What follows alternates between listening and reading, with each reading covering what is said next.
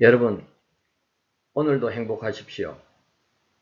대한민국 행복론 제9강은 감사일기 쓰기 탐욕이라는 제목으로 말씀 올리겠습니다.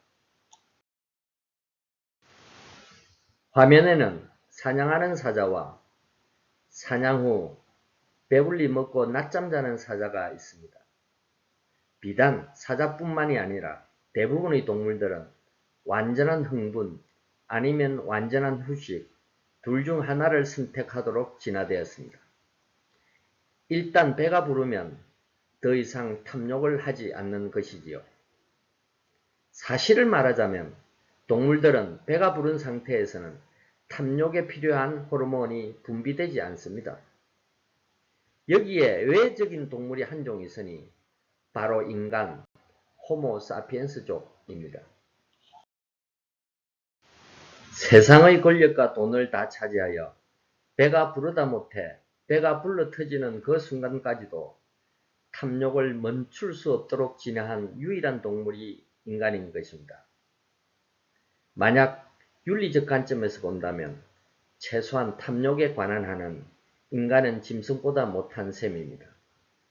그러므로 특정 사람을 비하할 때 사용하는 저 인간은 짐승보다 못한 놈이야 라는 말은 탐욕에 관한 한 짐승들이 들으면 매우 섭섭한 말이 되는 것입니다.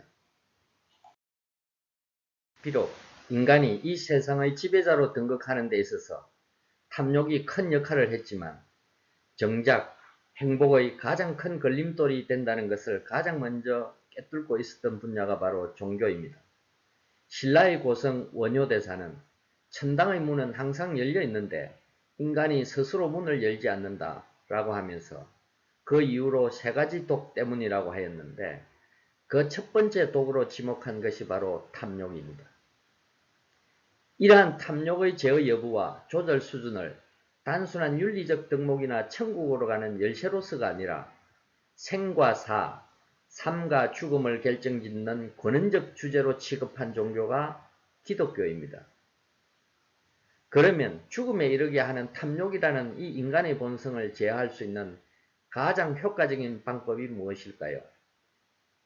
네, 감사라는 연습입니다.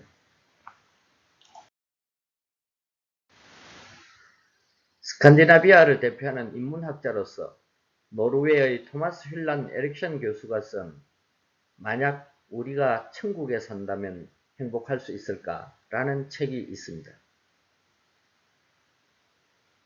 결론은 당연한 것, 작은 것에 대해 감사할 수 있는 연습이 되어 있지 못하면 천국을 준다 해도 또는 천국에서 살아도 행복할 수 없다는 것입니다.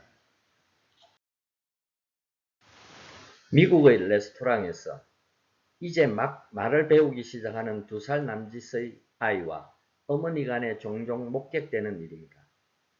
냅킨이나 포크를 바닥에 떨어뜨린 아기에게 바로 주워주지 않고 반복해서 say what, say what, 얘야 뭐라 말을 해야지 라고 체근합니다.